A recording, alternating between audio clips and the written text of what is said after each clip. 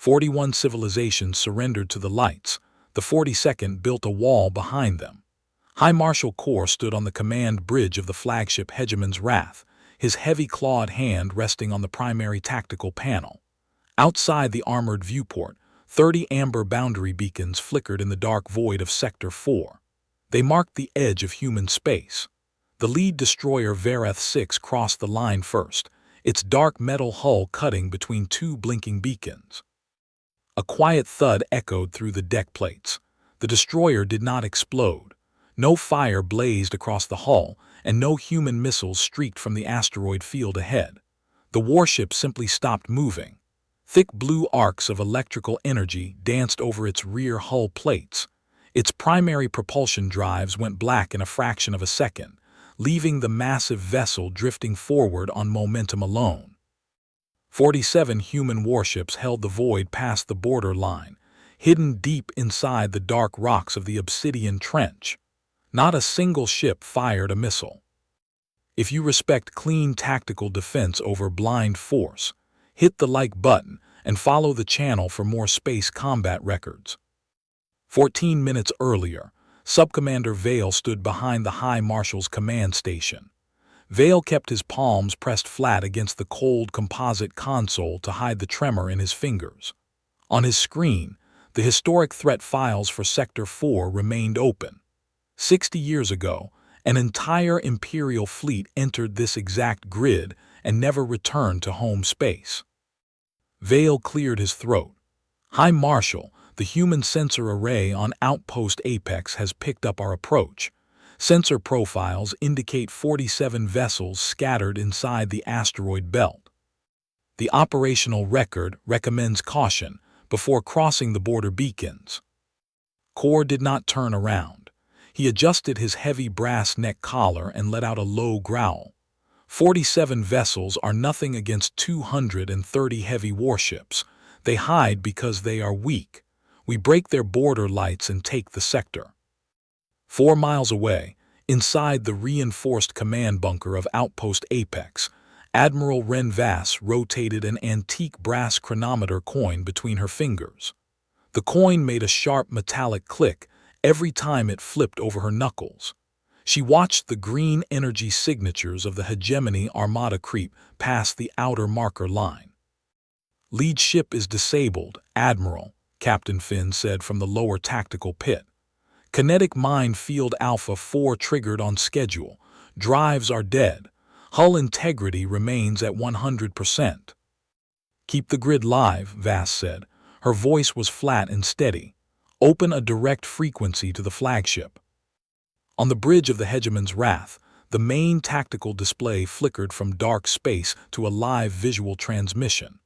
Admiral Vass appeared on the screen. She sat in a high-backed command chair, her short silver hair stark against the dark steel wall behind her. She did not look angry. She looked like an auditor reviewing an incorrect ledger.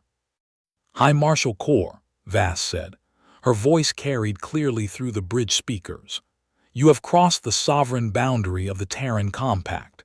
You have 60 seconds to turn your fleet around and clear this corridor before active engagement begins." Kor stepped toward the screen, his 4 amber eyes narrowing. "You threaten an armada with 47 light ships, human. You have no weapons aimed at my flagship. Your mines disabled 1 destroyer." "We do not fight to destroy your fleet, High Marshal," Vass replied. She set her brass coin flat on the armrest of her chair. "We fight to manage your corridor. 50 seconds. Kor cut the channel with a snap of his claw. He turned to his navigation officers. "All divisions full speed forward. Drive through the minefield. Clear those rocks." The Hegemony Armada surged ahead. Engines blazed red across 200 warships as they pushed past the disabled Vareth 6. The heavy cruisers moved into the narrow channel between 2 massive clusters of iron asteroids. Then the rocks moved. 46 dark shapes detached themselves from the shadow of the Obsidian Trench. They were not hiding behind the asteroids. They were anchored inside the hollowed-out hulls of past invader wrecks, wrapped in thermal-absorbing blankets. As the blankets dropped away, 46 Terran warships brought their drive cores online at once. "Sensors reporting new contacts," Vale shouted, his hands slamming flat onto the console. "Behind us, they were anchored inside the old wreck fields. They are closing the exit corridor." The human fleet did not launch torpedoes at the hegemony troop transports. Instead, small strike fighters swept past the flanks of the alien formation. They fired short, pulsed bursts of focused energy directly into the external communication pods mounted on the bellies of the hegemony command ships. On the flagship, half of the tactical displays went gray. "Bridge to heavy cruiser Vengeance, respond," Vale called into his headset. Only static answered. "High Marshal, our command link to the rear division is severed. The lag on relay orders has jumped to 6 seconds. Order the forward cruisers to form a defensive wall," Kor barked. He slammed a claw onto the main desk. "Turn the main batteries toward the asteroid belt." The lead heavy cruiser attempted to turn, but 3 human frigates darted underneath its massive ventral armor. The frigates did not aim for the primary bridge or the crew quarters. They fired high-density magnetic clamps straight into the cruiser's primary engine collars. The heavy clamps locked onto the housing structures and detonated short-circuit charges. The engine collars buckled inward with a sharp metallic crunch. The heavy cruiser lost all steerage. Its massive hull swung sideways, completely blocking the central flight lane. Behind it, 2 more battlecruisers were forced to cut their main drives to avoid a collision. Vale brought up the tactical map. Red markers showed 60 alien ships trapped in a tight cluster, unable to turn without hitting their own paralyzed sister vessels. "We are not being destroyed, High Marshal," Vale said quiet. "We are being managed. They are building a physical wall out of our own ships." Kor stared at the display. A cold sweat broke across his scale-armored brow. "Nonsense. Fire the heavy railguns. Blow those disabled hulls out of the path." "If we fire on our own ships, the fleet structure collapses entirely," Vale said. "And the human ships are not standing still." Outside the viewport, human destroyers moved in perfect unison. They circled the immobilized hegemony armada like shepherd dogs around a trapped herd. Whenever an alien warship attempted to power up its primary weapons, a precise EMP strike cut the power feed to its targeting computers. Not a single hull was breached. Not a single crew compartment lost pressure. But 200 heavy warships sat trapped in a corridor 3 miles wide, unable to move forward, retreat, or aim their guns. The main communications screen flickered back to life. Admiral Vass sat back in her chair. The antique brass coin was back between her fingers, flipping in a slow, steady rhythm. "Time is up, High Marshal," Vass said. Kor took a step back from the screen. His 4 eyes tracked the movement of the human fleet on the secondary monitors. 47 ships held complete control over 230 paralyzed war vessels. "What are your terms?" Kor asked. His voice had lost its deep rumble. "You will lock your drive controls into manual standby," Vass said clearly. "You will broadcast an open-frequency admission of illegal entry to your home sector command.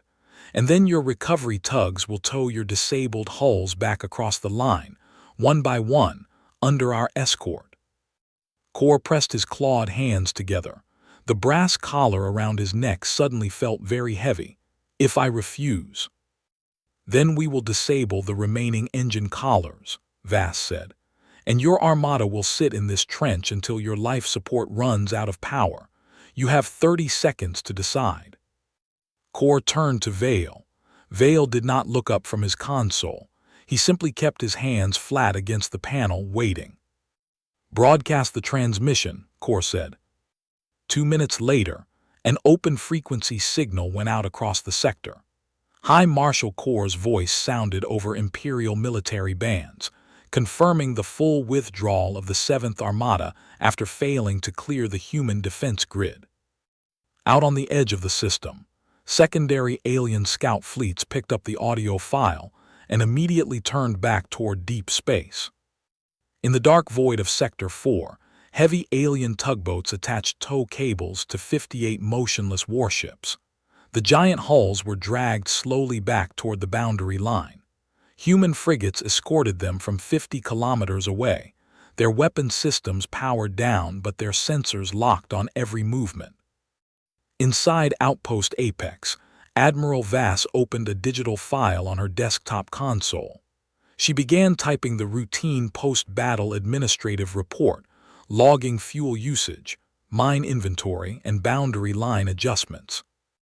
Outside, 30 new amber boundary beacons drifted into position, their low lights blinking rhythmically against the black expanse of space.